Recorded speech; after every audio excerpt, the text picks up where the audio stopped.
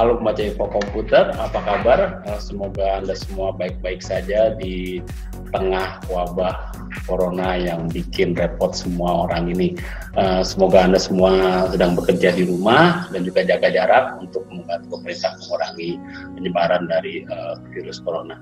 Nah, bicara kerja dari rumah, saya ingin mencoba untuk berbincang santai dengan Pak Juanito Iwan. Beliau adalah IT Director Sukanda Jaya Diamond Group yang sudah beberapa waktu menerapkan konsep mobile working, dan ketika ada sekarang kita mengenal work from home, mungkin bagi tim Diamond Group itu terasa biasa saja, terasa sangat mudah. Saya ingin menyapa Pak Iwan dulu sebentar. Halo Pak Iwan, apa kabar? Halo Pak Iwan, apa kabar? Ya, kabar baik Pak Wisnu. Makasih Pak. Sehat Pak, sehat. Salam juga buat teman-teman semua. Oke, Pak, mungkin saya nanya dulu sekarang kondisi di Diamond Group, apakah semua sudah work from home atau emang ada skeleton tim yang masih harus beroperasi? Nah, oke. Kalau bicara secara, kalau kita lihat Sukanda Pak, atau Diamond Group, kan di bawah secara company itu Diamond Group itu parentnya itu adalah Diamond Food Indonesia. Nah, di bawah Diamond Food Indonesia itu ada Sukanda Jaya yang memang fokus ke distribution, dan ada juga Diamond Cold Storage yang memang manufaktur. Nah, kita punya 4.000 SKU, 70% diantaranya itu adalah produk import. Jadi isu corona ini sangat berpengaruh terhadap kita, karena memang fokus industrinya, fokus target customernya kita ini adalah B2B. Jadi hotel, restoran, catering itu adalah fokus customernya kita. Nah, kalau bicara secara facility, memang Sukanda ini kan sebagai distribusi memang lebih banyak lab staff, kalau boleh dibilang tuh karyawan yang memang bukan karyawan di pabrik. Kalau yang pabrik ini kan adanya di DCS. Kalau bicara working from home untuk teman-teman di SKD itu jauh lebih mudah Pak. Artinya sudah kita apply bahkan di minggu-minggu awal saat kita bicara orang mulai ribut masalah corona. Believe gitu ya, kita memang mengutamakan keselamatan teman-teman di sini, dan terutama untuk yang memang berpergian dengan kendaraan umum. Jadi yang kita berpikir di asumsinya kita secara potensi mungkin mereka punya peluang lebih bisa tertular. Nah, itulah yang memang kita lakukan pertama kali untuk working from home. Jadi kalau bicara working from home di Sukanda, dari minggu-minggu awal kita sudah mulai, terutama teman-teman sales Pak, karena mereka bertemu dengan banyak customer ya. Jadi kita sudah mulai, pertama dulu kita mulai dengan kita alokasikan.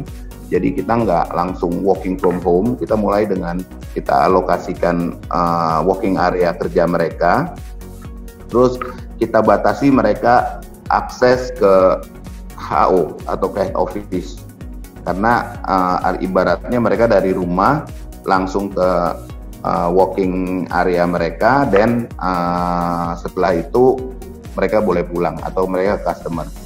Nah, yang berikutnya adalah kita highly recommended buat teman-teman di sales untuk semua meeting dilakukan by online. Karena kalau bicara definisi online meeting, buat kita itu sangat intensif di sini online meeting, karena memang head office-nya Diamond Group ini kan, atau Sukanda Jaya ini kan ada di Cibitung.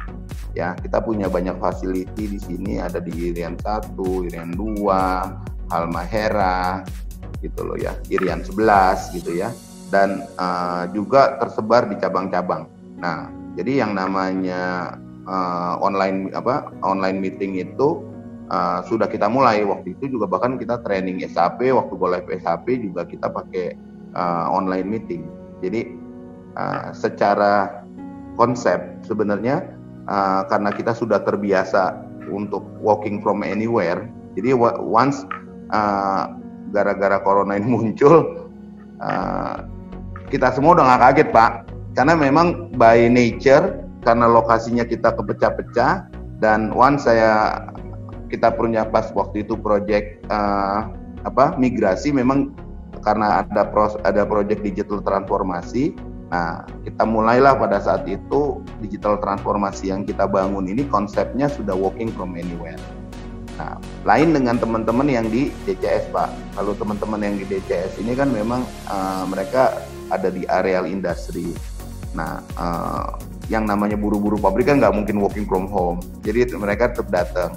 Jadi kita lebih fokus kepada social distance, gitu Pak. Karena Bapak sekarang udah punya pengalaman panjang nih Pak di working from anywhere gitu. Kan kalau aku dengar dari banyak perusahaan kan bisnis apps-nya itu kan kebanyakan masih natif tuh Pak, harus diakses di kantor. Nah, kalau di Diamond Group atau Sukana Jaya itu berarti hal itu menjadi masalah juga nggak Pak? Waktu saya awal-awal masuk memang kan konsep yang selalu saya bawa di company-company sebelumnya itu lebih kepada yang saya bilang adalah virtual app, atau kalau saya bilang itu adalah kita menggunakan middleware untuk bisa mengakses semua company app. Jadi dari dulu itu dari awal-awal mungkin dari sejak tahun 2000-an itu saya selalu mulai kampanyein yang namanya follow me app, follow me data, even follow me extension. Nah, mungkin di beberapa tulisan Bapak kan ada ya waktu itu ya, kita udah sebut berapa kali. Nah, cuman once waktu saya masuk ke Sukanda, area teknologinya memang sudah berubah. Jadi memang pada saat kita melakukan migrasi dari Oracle ke SAP, pada saat itulah supporting app yang di sekitarnya ini kita bangun menggunakan teknologi RIA, Pak. Nah, apa itu RIA? RIA itu adalah Rich Internet Application. Nah, jadi RIA itu adalah sebenarnya sebuah low code, Pak. Low code solution. Kalau sekarang ini kan yang mungkin lebih populer di pasaran itu seperti OutSystem. Tapi OutSystem itu mungkin lebih banyak lebih kepada mobile app ya. Nah, kalau RIA ini konsep daripada RIA ini sebenarnya kita membuat aplikasi itu bisa dengan sangat cepat. Jadi kalau misalkan sekarang ini aplikasi yang kalau dengan konsep tradisional butuh waktu 3 bulan, mungkin dengan RIA ini kita cukup butuh hanya mungkin 1 minggu. Kenapa? Karena di RIA itu tidak lagi kenal yang namanya while, if then else. Itu sudah nggak ada Pak di RIA. Di RIA itu kita bahkan tidak perlu menulis single line of code. Tapi kalau kita misalkan mau ada fungsi-fungsi seperti satu query prosedur yang kita mau embed ke dalam RIA, itu juga bisa gitu loh. Jadi dia cukup fleksibel dan dia running di runtime Pak. Jadi terlepas saya bikin aplikasinya ini di platform apapun atau di operating system apapun, sepanjang saya punya runtime ini saya jalankan di runtime yang berbeda gitu, di platform yang berbeda, itu juga bisa gitu loh. Jadi karena yang saya bikin ini nanti dia akan mengenerate satu, kita sebutnya CTL gitu ya. Nanti CTL-nya inilah yang akan ditaruh di dalam runtime. Nah, runtime-nya ini tergantung kita mau jalankan runtime-nya ini di platform apa. Nah, sebagai contoh, misalkan semua aplikasi yang kita bangun di sini kita sebutnya adalah supporting app ya Pak. Itu by automatic waktu kita buat itu, baik karena runtime-nya ini memang sudah internet support gitu, atau kita sebutnya internet reach gitu ya, itu pada saat waktu user itu mengakses, dia akan mendownload yang mungkin seperti mendownload satu program kecil ya, yang sebenarnya itu adalah runtime. Nah, itu setelah itu selesai baru dia jalan. Atau seperti kayak di Zoom nih Pak, kita kalau mau ngobrol sama Bapak pakai Zoom, pada saat waktu saya belum punya Zoom pertama kali, once saya connect ke link Zoom-nya Bapak, dia akan men-install sesuatu ke tempat saya. Gitu loh. Nah, program itulah yang nantinya mengemulate aplikasi kita, itu bisa diakses dimanapun. Jadi sama juga seperti konsepnya SAP GUI. Jadi kita cukup menginstall kita sebutnya itu seperti gateway-nya gitu loh, untuk dia bisa masuk mengakses ke servernya kita. Seperti itu Pak. Nah, tapi itu powerful Pak. Supporting app-nya kita itu sudah kita bangun, kita convert ya. Waktu itu kan masih running di Oracle, jadi kita convert ke aplikasi yang berbasis RIA. Itu kalau dari sisi supporting app-nya. Nah, bagaimana dari SAP-nya? Nah, kebetulan kita juga sudah sekarang ini menggunakan SAP HANA gitu ya. Sekarang yang kita pakai ini sudah versi 2 berapa gitu ya. Nah, itu SAP-nya sendiri sudah kita persiapkan memang untuk bisa diakses dari from anywhere.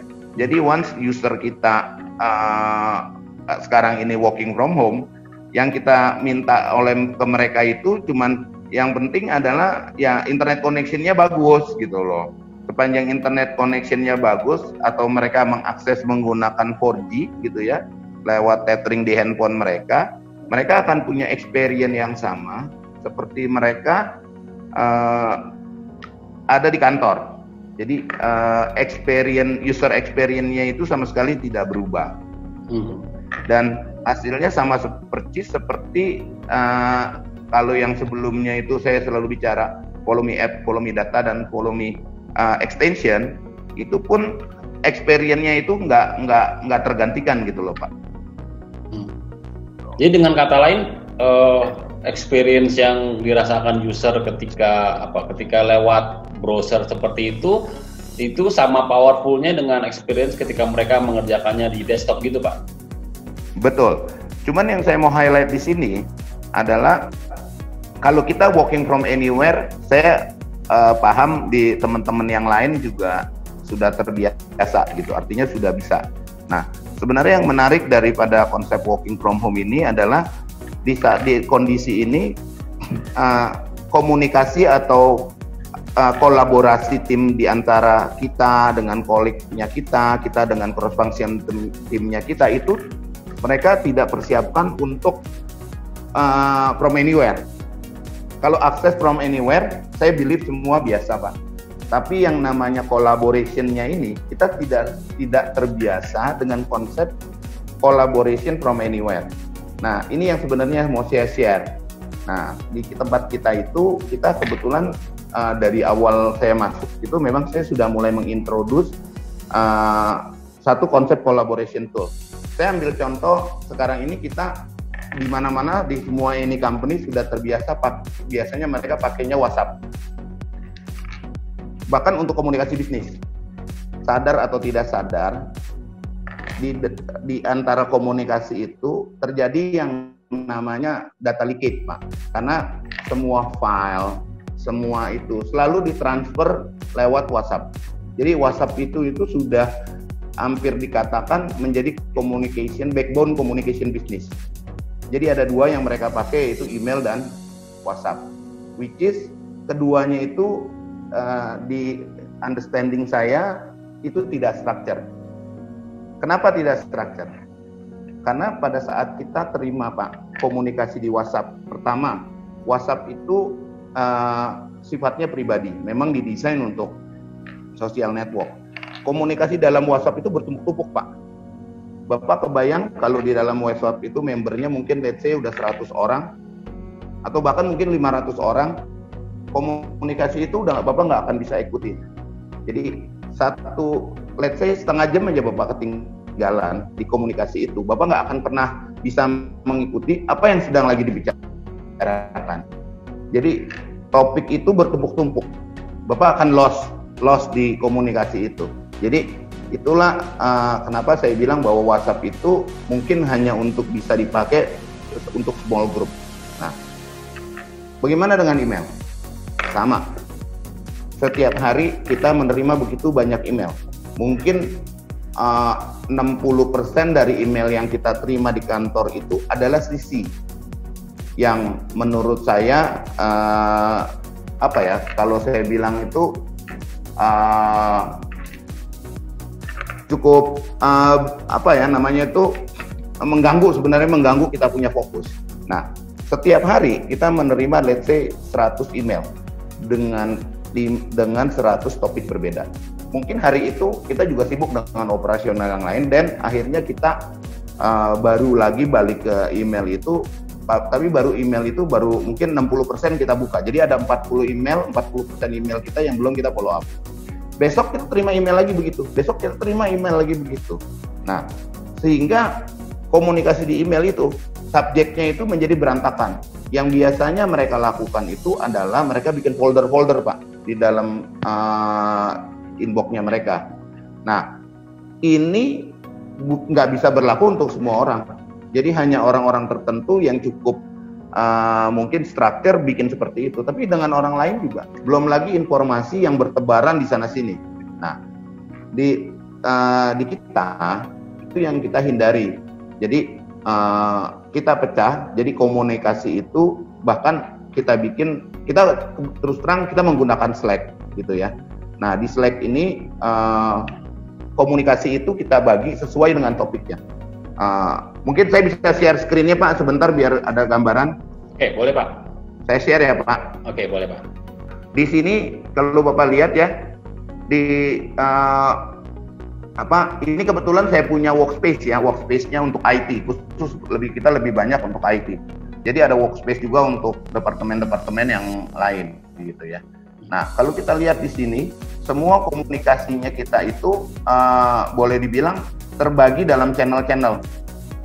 Kalau misalkan kita masuk, ini adalah channel yang memang khusus kita ngomong berkaitan dengan SAP. Jadi semua komunikasi SAP itu adalah di dalam channel sini, ya. Jadi semuanya komunikasi SAP ada di dalam channel sini. Nah, kalau Bapak lihat di sini, ya, saya kasih lihat contoh, misalkan komunikasi ini struktur, Pak. Terlepas berapapun orang yang ada. Nah, kalau Bapak lihat di sini nih, ini namanya Muhammad Naufal nih ya. Dia ada isu dengan SAP-nya. Saya bisa lihat, Pak, di sini siapa yang menghandle dan komunikasinya itu hanya ada di dalam thread itu. Jadi kalau kita klik, maka di sebelah kanan saya komunikasinya ada di sini, Pak. Oke. Terstruktur. Jadi waktu kita lompat lagi berikutnya, komunikasinya itu komunikasi berbeda, Pak. Misalkan ini Bu Kiki, ya, dia komplain karena SAP Fiori-nya muncul seperti ini. Nah, ini kebetulan mereka lagi working from home nih, Pak, muncul seperti ini atau mungkin muncul seperti ini. Nah, kalau kita lihat, ya, komunikasinya sampai dengan selesai dari satu topik itu dibicarakan sampai dengan selesai, itu sudah, Pak, sudah bisa, Pak, terima kasih ya. Jadi satu topik dibicarakan sampai dengan selesai dan semua peserta yang ada di dalam topik itu akan fokus pada subjeknya, gitu, Pak. Jadi bahkan kita pakai ini termasuk juga untuk konfigurasi, change configuration, Pak. Untuk migration, bahkan saya taruh di sini juga ada world news, Pak. Jadi satu channel ini yang kalau Bapak lihat ini sangat update, Pak. Jadi semua berita yang datang dari Antara, berita-berita dari CNN gitu ya. Apa yang lagi dibicarakan hari itu, ini kalau Bapak lihat detik jamnya nih, jam baru nih, Pak, ini dari Detik nih. Nah, ini semua dapat update, Pak. Jadi tanpa harus orang itu Bapak buka detik.com, Bapak buka ini, karena kenapa kita taruh World News ini, World News Update ini, supaya kita memberikan informasi terupdate dari kantor berita yang terpercaya yang berkaitan dengan berita-berita corona, Pak. Oke. Jadi nggak perlu keliling-keliling nyari gosip sana sini, cari berita hoax. Mereka akan berita dari, karena ini kantor beritanya semua benar-benar kantor berita yang memang kita kita sudah valid lah, Pak. Saya unshare ya, Pak. Oke, silakan, berarti Pak. menarik tuh Pak ya. Berarti setiap topik dibagi dalam berbagai channel gitu, sehingga pembicaraan menjadi lebih rapi, lebih jelas, dan siapa yang terlibat di dalamnya pun jadi lebih terstruktur gitu ya Pak ya. Betul. Jadi kita coba lebih memfokuskan mereka, sehingga komunikasi itu tidak pecah. Kalau di email itu komunikasi kita itu terpecah dengan berbagai macam topik, kayak sisi-sisi tadi yang sebenarnya tuh informasi itu nggak penting buat kita, atau sekedar just to know gitu loh. Tapi itu sudah menyita waktunya kita cukup banyak dan menyita fokusnya kita. Nah, kalau di sini kita hanya fokus kepada yang memang harus kita fokus gitu, ke satu itu. Nah, kalau ditanya apa sih benefitnya yang kita pakai dengan konsep ini, yang pasti yang namanya komunikasi internal, Pak, itu akan totally reduce. Jadi yang namanya tadi komunikasi email internal itu dengan attachment yang seliweran sana sini, itu totally reduce, Pak. Jadi langsung turun, karena yang namanya komunikasi di internal itu sudah menggunakan platform ini. Nah, yang kedua adalah file sharing, Pak. Yang namanya file sharing itu otomatis sangat lebih terorganize, karena di situ kita juga pasang yang namanya kita sebutnya cloud diamond cloud storage, atau kita sebutnya space. Istilahnya kita itu, bahasanya kita sebutnya space. Jadi sama seperti Google Drive yang boleh dibilang itu perputaran file itu sebenarnya hanya terjadi di link. Jadi kalau saya mau share ke Bapak, sebenarnya filenya stay di tempat saya, di cloud storage-nya saya. Yang Bapak dapat itu hanya privilege aksesnya. Apakah Bapak boleh akses, boleh download, atau boleh lihat. Jadi langsung itu otomatis. Nah, terus yang berikutnya lagi, kalau gini Pak, kalau misalkan Bapak pakai WA, berapa sih nomor kontak telepon yang Bapak bisa keep di tempatnya di WhatsApp Bapak? 100, 200, mungkin udah kebanyakan. Nah, once Bapak join ke kita punya konsep portal seperti ini, kalau kita, let's say karyawan kita punya 1000, by automatic 1000 kontak itu masuk ke tempat Bapak. Jadi whatever ada Bapak di mana, you keep stay connect with us. Kalau Bapak mau cari saya, Bapak tinggal klik nama saya, dan Bapak mau apa? Mau voice call atau mau video call, atau kalau saya mau call meeting ke semua tim saya masuk ke timnya IT, ada yang namanya internal IT discussion. Nah, kalau saya share lagi sedikit Pak, biar gambarnya lebih jelas ya. Kalau di sini ada yang namanya internal IT discussion ya, semua pembicaraan IT dikomunikasikan di sini gitu ya. Dan kalau misalkan kita mau share meeting, share apapun di sini, saya tinggal call meeting, saya panggil video call, sebenarnya di sini ada nih ya. Saya tinggal start call, saya akan call meeting dengan semua tim saya. Jadi semua tim saya yang ada di dalam channel ini akan dipanggil untuk video call. Gitu loh. Langsung invite dalam satu video call. Gitu loh. Jadi efektif banget Pak.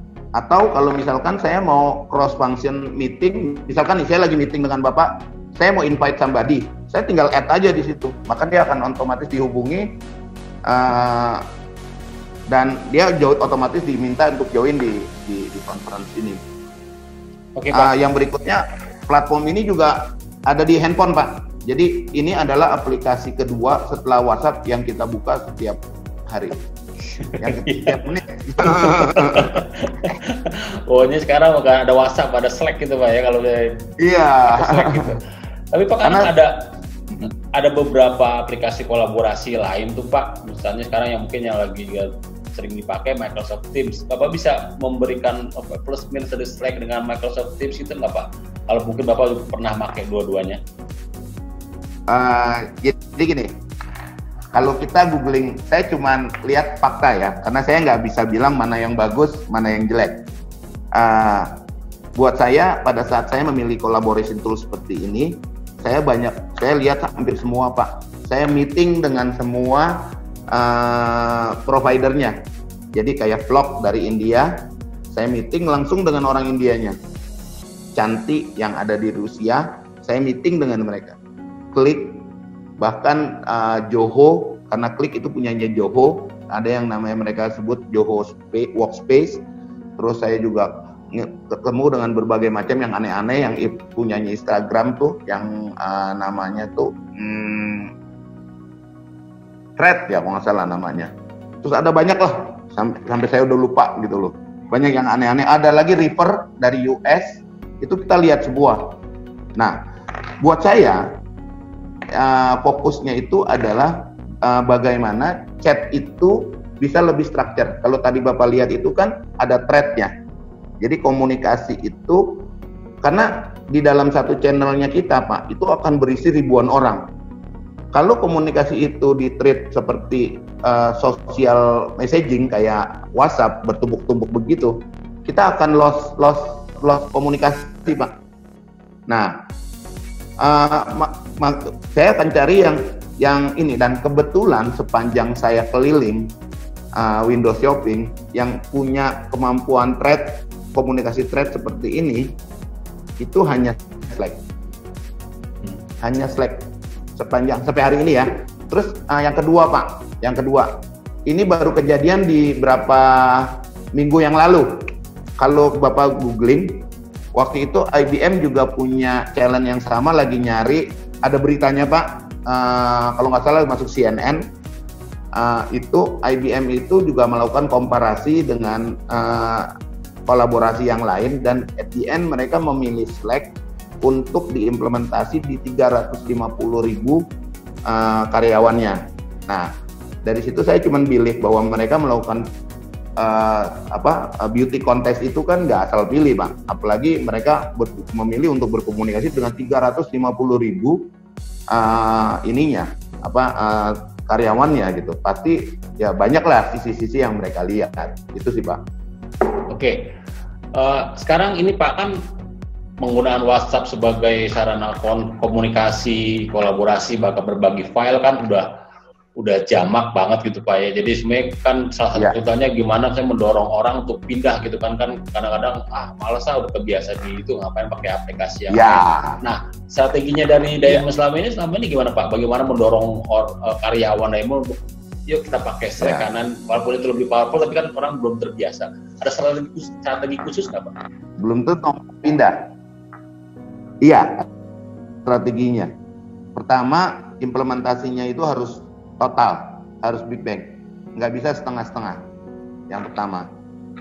Jadi nggak bisa tuh start with from the small team. I guarantee fail. Jadi implementasinya harus total. Nah, yang kedua, diimplementasinya harus dari level atas. Jadi yang pertama itu memang di project ini kita harus dapat yang namanya board buy-in. Jadi BOD harus buy-in. Karena ingat, BOD ini terkoneksi dengan berbagai macam grup. Jadi di grup di mana mereka ada, itu kita bikinin grup yang sama. Misalkan di WhatsApp ini kita ada grup yang namanya let's say Help IT. Jadi Help IT itu adalah grup yang memang kalau user problem minta tolong di situ, Help IT. Nah, di dalam grup Help IT ini misalkan ada top manajemennya lah gitu ya. Nah, kita bikin grup pendampingnya, namanya juga Help IT. Cuman kalau di Slack namanya kan channel Help IT. Kemudian orang-orang yang penting yang ada di situ, yang kalau bisa semua itu saya paksa live. Jadi kita inform, kita notice, kita kasih informasi, langsung kita kasih batas waktu. Kalau di kita itu bahkan batas waktunya cuma sehari, dan mereka langsung bareng-bareng leave group pindah ke grup yang baru. Nah, di waktu yang sama kita juga lakukan yang namanya marathon training. Jadi setiap hari selama 2 minggu kita IT itu standby di ruang, kita lock satu ruang meeting dari jam 10 sampai jam 12. Di situ kita open aja, pokoknya kita bikin yang namanya IT center. Kita pakai Zoom, memang terus terang linknya itu sudah fix. Jadi mereka kalau punya problem langsung login, langsung nanya. Nah, kenapa? Karena kita implementasinya Big Bang, Pak. Jadi ada file manajemennya di situ, ada collaboration-nya di situ, ada video conference-nya di situ, gitu loh. Jadi ini udah total. Jadi kita benar-benar pindahin semua. Nah, orang-orang yang di berkaitan di grup ini, yang orang-orang lebih ininya, itu kita suruh otot pindah. Jadi langsung leave grup, Pak. Nah, mau nggak mau orang-orang yang di WA itu nggak mungkin stay, Pak. Pasti kabur juga dia. Nggak ada teman ya, Pak ya? Akan ngikutin induknya dia, begitu belok semua. Oke, jadi emang nggak ada kesulitan tuh, Pak ya, ketika Pak change kayak gitu, Pak? Kita cuma butuh waktu di 3 hari pertama, Pak. Itu total chatnya itu langsung mencelat, usernya itu mencelat sampai 1000 lebih. Di 3 hari pertama. Karena begitu kita kasih linknya, kan kita broadcast nih to everyone linknya, please join to Slack, ini linknya, you just follow, to klik gitu, klik langsung masuk kan, langsung join the group kan. Nah, terus sementara di level manajemen levelnya udah ada di grup yang baru gitu loh. Jadi mau nggak mau mereka yang ikut lah, tertarik semua. Kayak misalkan kalau di cabang, branch manajernya itu saya udah giring dulu. Jadi branch manajernya saya giring ketemu dengan manajemen yang di office.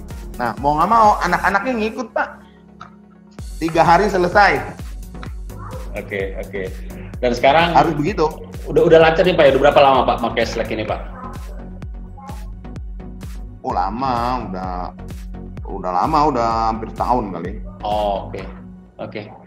Ada tips lain, Pak, bagi perusahaan di luar sana yang mencoba untuk mewujudkan work from home tapi mungkin masih kesulitan, terutama tadi dalam sisi kolaborasi dan komunikasi. Ada tips yang bisa Bapak sharing nggak untuk menutup pembicaraan? Jadi gini, kalau bicara working from home, teknologinya banyak ya, Pak. Boleh dibilang ada teknologi di luaran sana yang secara platform gampang lah dipakai gitu. Saya pribadi juga sudah menggunakan beberapa platform, baik itu mau pakai middleware atau pendekatannya dari sisi aplikasi yang seperti hari ini kita lakukan. Kalau di era sebelumnya kan saya pendekatannya memang lebih dari sisi aplikasi. Jadi buat teman-teman yang masih aplikasi legacy-nya tuh masih banyak biasanya ya. Nah, ini kan biasanya menjadi kendala. Kalau kita melakukannya menggunakan VPN access, itu akan sangat sulit di-maintain. Kalau untuk kita bicara dalam volume yang kecil, misalkan mungkin jumlahnya less than 200 atau even less than 100, menggunakan VPN still okay. Tapi kalau Bapak bicara 1,000 gitu loh, ya, untuk collaboration, Bapak harus membangun infrastruktur collaboration atau strategi remote access atau collaboration ini yang benar. Yang pertama, kalau kita bicara remote access, itu nggak bisa untuk 1,000 user itu pakai VPN, itu not highly recommend. Jadi yang kita lakukan itu adalah menggunakan platform atau middleware. Nah, mungkin kalau mau Google itu banyak, Pak, di artikel-artikel yang kemarin kita sering sharing. Nah, yang kedua untuk collaboration itu sendiri. Nah, balik lagi nih, biasanya kan kalau di kita konsepnya berpikir itu kita mau menghapus yang namanya silo culture. Jadi kita harus punya satu tool yang kita sebut bahasanya kita itu adalah cross function collaboration booster. Nah, kita harus ketemu nih, gitu loh. Di dalam cross function collaboration booster, tujuannya apa? Apakah kita mau menyatukan sebuah konsep bahwa one company is as a one team? Nah, kalau seperti itu, collaboration seperti Slack yang tadi saya share, itu rasanya bisa dikonsider, Pak. Gitu, Pak. Oke, Pak Iwan, terima kasih banyak Pak atas sharingnya, dan saya merasa banyak informasi baru yang bisa saya dapatkan, dan semoga nanti juga pembaca info komputer juga akan mendapatkan. Makasih juga buat info komputer nih, terutama khususnya Pak Wisnu, Pak. Salam dari teman-teman IT di Sukanda juga. Jadi mungkin kalau mau saling connect, ya connect lewat link ini ya Pak ya. Mungkin saling share di sana, karena pada prinsipnya saya senang kita saling bantu dan saling belajar juga Pak. Ya Pak, siap. Nanti saya sharing video ini di LinkedIn, dan semoga nanti banyak juga yang akan interaksi untuk bertanya kepada Bapak mengenai interaksi nanti. Oke Pak, terima kasih. Selamat sore, dan terima kasih atas semuanya. Dan semua pendengar info komputer, demikian dan saya dengan Pak Jonito Iwan, IT Director dari Diamond. Semoga berguna bagi Anda semua, dan sampai jumpa.